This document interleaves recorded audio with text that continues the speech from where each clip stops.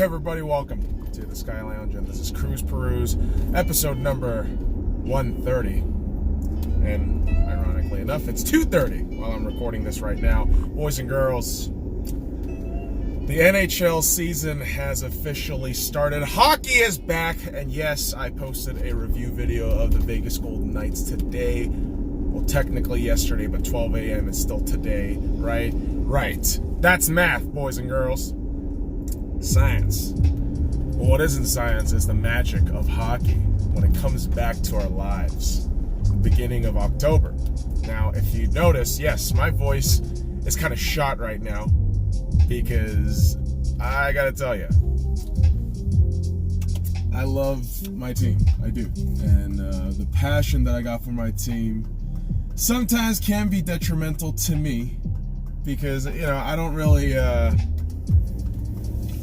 don't necessarily care for my well-being at times. Meaning, if I need to scream at the top of my lungs, I will scream at the top of my lungs. And I did. And that, again, is the magic of hockey coming back, right? Hockey comes back to our lives. There's something just complete about it. And really, how this day started with hockey is, of course, two Canadian teams, Ottawa and Toronto, at Toronto. So you got John Tavares officially named captain of the Toronto Maple Leafs. I believe he's the 25th captain now.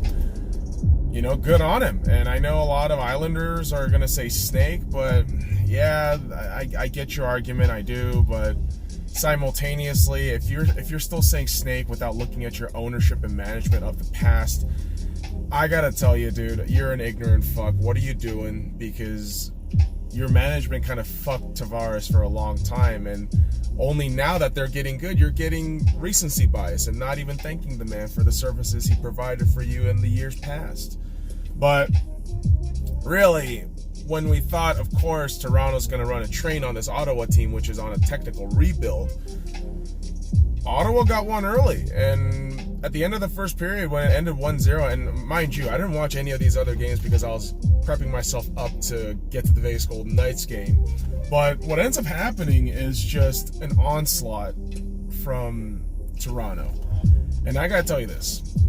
Any of you motherfuckers right now saying Marner is overpaid, you're a fucking idiot. That's just me, boys and girls. If you really think right now, at this point in the NHL season, where within age, chemistry, and everything included, with ceiling and potential, you don't pay Mitch Marner that money, okay, you're fucking crazy. He's a top talent. He's unbelievable. He really is. And so there's a goal yesterday by Austin Matthews, and this, mind you, has to be credited to Tavares, Mitch Marner, and then Matthews in that order, because the pass and the chances created from that play, it's just beautiful. It's just wonderful to watch. And fuck, man, every time I watch that goal, I'm like, what the hell did I just watch? Like, that's a magic shit. Mitch Marner just did that pass. He just made that fucking pass. Damn, what a beast. What a fucking beast. And it's awesome. It's awesome when you see shit like that. I don't really follow the general consensus of hating on the Maple Leafs. I don't. I like the Maple Leafs. You know what? Their jerseys are fucking killer, dude. I love their goddamn sweaters. It's fucking sick. And again, I always say this, Toronto Maple Leaf fans away are fantastic. They're a great bunch. And I have a great time at Toronto games in Las Vegas because Toronto fans may get riled up a little bit and a little bit antsy, but I'll tell you what, they're a fun bunch. They're a loyal bunch, and I respect the hell out of that thing. I do. And, you know, the great thing about hockey is some bandwagon, of course, some do. Some obviously do. But there remains teams and fans who remain loyal and are paid dividends for that loyalty. And St. Louis yesterday hoisted their Stanley Cup banner in front of the Stanley Cup winner from the past, right before that year, the Washington Capitals. And damn, I thought really St. Louis was gonna, do well enough at home, and Binnington just, doing Binnington things. I thought they were gonna win it, but you're up 2-0 at home, and then Ovechkin just does Ovechkin things. Who I truly do believe Ovechkin is going to score 50+ goals this season. This man is only getting better with age, and we are witnessing it before our very eyes. Ovechkin is a legend. He's an absolute legend. He's going to be a mythical creature at one point in the NHL, in the lore of the NHL history books. It's incredible to watch this man play, and Vrana gets the overtime goal to put Washington up 2 points, and at least St. Louis gets a point in overtime. Where the next game, same scoreline of 3-2, but it ended in regulation, and it's because Vancouver versus Edmonton was a curious game. Very tightly contested, very well battled, and these are two teams that Pacific Division rivals, and they know that this is the kind of segue year. Let's see where we can really go from here. At least for Edmonton, there's more pressure because you got McDavid, because you got Draisaitl. And guess what? Those guys were unbelievable. I mean, Draisaitl with a goal and 2 assists, and Connor McDavid. I hate the fact that we have to face Connor McDavid 4 times in a fucking season as a Vegas Golden Knights fan. But I gotta tell you what, anytime I watch McDavid play, I'm at awe. I mean, he just goes top bin. It's unreal, man. It is absolutely unreal, the level of which McDavid operates. And his handles are so sweet. His fucking shots are unbelievable. The power he generates and the speed, it's insane. He is... I gotta say this, he might be the LeBron James of hockey real soon. That young prodigy who might just fulfill every goddamn thing possible. And I thought of this. Thought of one crazy thought. What if you can get a team, not the national team, what if you could get a team like a Golden State Warriors kind of bullshit? But really, in this case, a la Miami Heat, where you combine the talents of 2-3 top line guys. I'd say a guy like McDavid, Matthews, and hell, I mean, I'd say DeBrincat. Fuck it, I'd say a young cat like DeBrincat. I know he's not in that class. I know he's not in that upper echelon. I know people want to say Line, but let me just tell you what. If, let's say, 3 all-star, superstar caliber guys just said up in one day, like, fuck this shit, our respective teams aren't doing much, and they just make a super team, like an NBA super team, like the Miami Heat of old, where LeBron, Chris Bosh, Dwayne Wade joined forces. I mean, holy fuck, man, how terrifying would that be? That would be immensely impressive. I'd freak out. I'd actually freak out. I'd be like, what the fuck am I watching? That's a treat. I won't even be a fan of them, but I'll be like, oh my god. Unless, they all come to the Vegas Golden Knights, which is, oh my god. That would be hype as shit. That would be absolutely hype as shit. And obviously, we talked about the Vegas Golden Knights yesterday. We went to the game. And, there is a lot of bad blood between San Jose and Las Vegas in terms of the players and the team. And, I think it's always falsely generated within the fans. I really think, at the end of the day, if you're a hockey fan who just wants to enjoy the game of hockey, yeah, you'll talk shit once in a while, but you're not going to fucking let that, tarnish the game. I don't think you'll be able to, you're going to be doing that if you're a real fan, right? Like, to me, if I see a San Jose fan, I'll lay some banter. I'll say some, shit. I will, and they'll probably talk shit back. But at the end of the day, I'll be like, cool, man. Like, kudos, deuces. Like like, no hard feelings, right? Like, because at the end of the day, like, yeah, it's just a sport. Sorry, guys. Like, sports is not the only thing in life. Like, there's a lot of fucking amazing things that you can do and experience in life. And yes, of course, sports is amazing. It's wonderful, and of course, I mean, you see me just go apeshit yesterday over a hockey game, which, you know, in the grand scheme of our human existence, it's not much. It's not much, but it provides a level of comfort and escapism from reality. It's so fun. It's so great. Lots of positive things that could be said about hockey. And of course, hockey continues today. You know, day 2, lots of great matchups as well. I believe there's 8 hockey games. And it is going to be very interesting because you're going to have a lot of plots. You're going to have a lot of, let's say, drama from certain teams. Maybe if shit doesn't go right within the first 2 months of the season, right?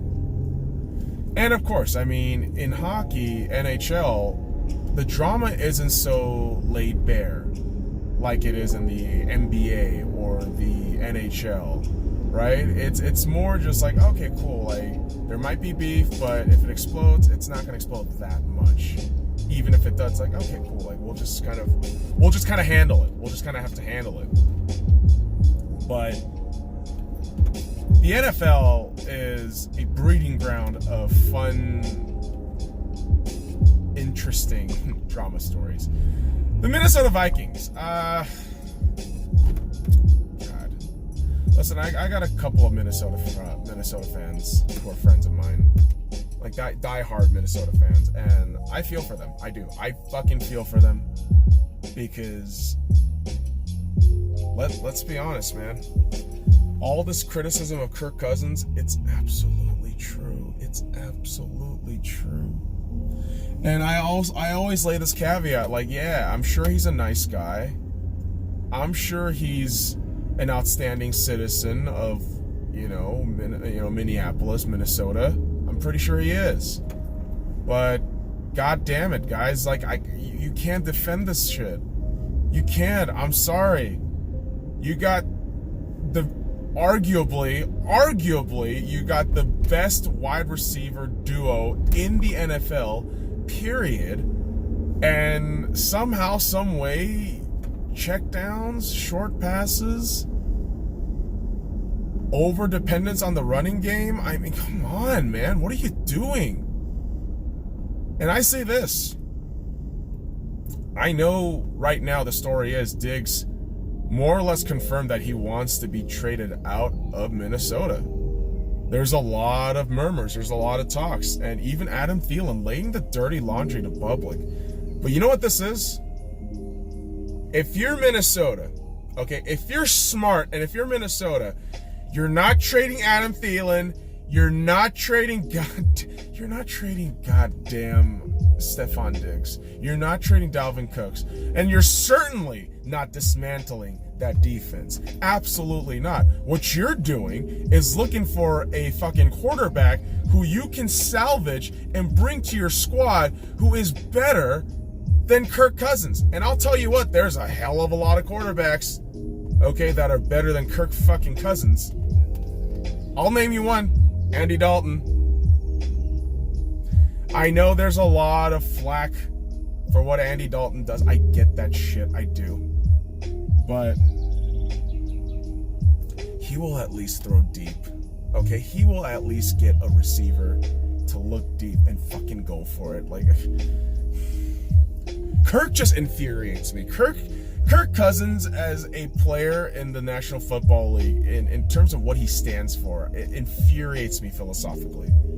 A quarterback who will stat pad his numbers so it looks favorable enough to the point where, all right, we're going to go ahead and put a bunch of numbers up and it's going to look great, but when you look at the win-loss columns, like, dude, you didn't do anything. There isn't anything to write home about. What the hell is this? Like, what kind of fucking sorcery bullshit are you tricking me into? Come on, Kirk. Like, don't lie to me.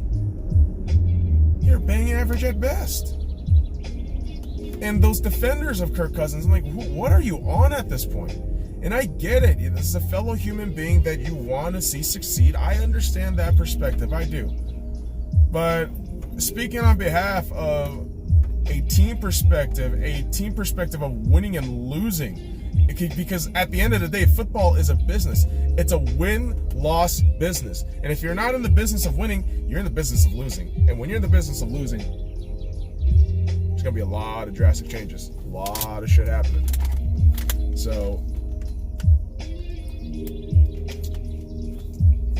I just look at that situation and I would say, if there is somehow a movable clause to make sure you can trade Kirk Cousins, I would do that right now. I would do that before the buy or before the trade deadline. Absolutely. Abso-fucking-lutely I would. Dude, oh my God.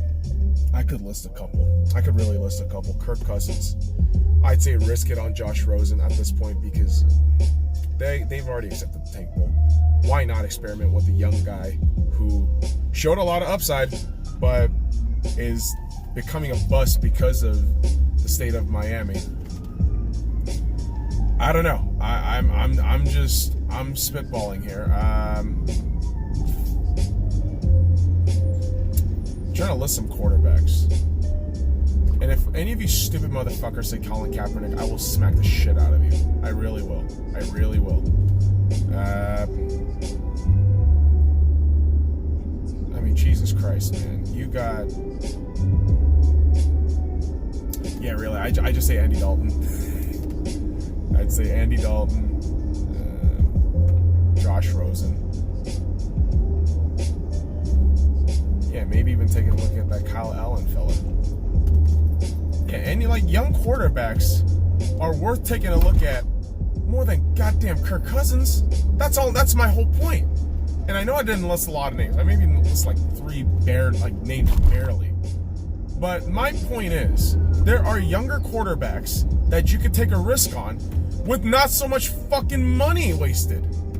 And I get it, the dead cap space is going to be a huge issue potentially, right? $28 some odd million if you forego and trade off Kirk Cousins. But guess what? At this point, it's like, dude, you better just draft a good quarterback or something, because this is shameful. This is absolutely shameful. You got a squad like Minnesota completely, buttoned up, top to bottom, just weapons all around. But somehow, some way, you keep losing. You are going to be sub 500 real soon here. I'm telling you, I believe there's going to be an upset happening this weekend. The Giants beating the Vikings. I really see that happening. And I'll tell you what, man. Kirk Cousins, that is not your solution. It is not. That is not your solution. Your solution at this point is trade or draft for a quarterback. Jesus fucking Christ. Some awful shit that's going on, dude. But thankfully, Thursday, today, isn't so awful. Obviously, my team Arsenal getting a 4-0 lead that we posted on the SoundCloud review here, boys and girls, or review, whatever. However you want to sort the words out, doesn't matter. Because Arsenal grabs the win, and in a couple of hours here, my beloved Seattle Seahawks and my beloved Los Angeles Dodgers will be taking the field. And it's funny because, someone's going to point out, oh, but you're wearing the LA Rams. Why aren't you wearing LA Rams? Because you're LA. Like, no. Well, then why aren't you wearing the Seattle Mariners if you're Seahawks? No. Let me tell you why. And one of these days, and probably in the podcast this week, I'm going to go ahead and explain why all my teams are the way I chose them. And, I've explained this a multiple amount of times, but I will do it again. Happy to do so. LA lived there since 1998 till 04, right? When you live in LA as a foreign child, the way you acclimate yourself into a culture is to fit in through mainstream popular things, popular culture shit, and sports. And really, the Lakers and Dodgers kind of came in territories with that. And really, I've been a Dodgers fan since 1998. I remember when I was 8 or 9, going to Dodger Stadium. My parents got me tickets to watch Park Chan-ho, Korean sensation that played for the Dodgers. And then a couple years later, my buddy and his parents and grandparents took me to a Dodger Stadium game. And yeah, I may not recall them as vividly as I did when I watched the Dodgers game a couple months back against the Marlins when I saw Clayton Kershaw pitch. But I am a Dodgers fan. And during my time living in Los Angeles, there was no football team. 1998 to 2004, there was no football team in Los Angeles. Yeah, the Pete Carroll, football program in USC was rising, but that never was me. I never got into football at that age. But a couple years later, Super Bowl 49, I watched this team succeed in Super Bowl 48, kind of blow it in Super Bowl 49, but I thought, wow, I like this team. I like how loud they are. I like how demonstrative they are. I like this hard-hitting defense, even though I didn't know football a lot back then. Even now, I'm still learning. I admit to it. I'm still learning now. I love this defense. I love this guy, Marshawn Lynch. Beast mode? Skittles? What are you talking about? Okay, I'm going to research it. Pete Carroll, this guy is 60. What? This guy is moving like he's 25. You got a GM that is successfully drafting? Oh my God, you start falling in love. And, I've been called bandwagon. I've been called, whatever, dirty kind of word connotation you want to put with a fan that just gloms onto a successful team. But guess what? The love is real. And with teams like this, I'll tell you what. Come see me in 5-10 years. Still going to be supporting this team. Still going to be either frustrated, crying from happiness, or just anger from how this team does, from how each of these teams do. I've been a Dodgers fan for 21 fucking years. I've been a Lakers fan for 21 fucking years. And yeah, with the Seahawks, I've only been a fan for 4 years. Arsenal, 5 years. In Vegas, I've seen them in my city literally grow from nothing to something. So I'm not a bandwagon fan. I am a day one fan. I have seen them from their origins. I am a season ticket holder. Like, come on, kids. It's hilarious.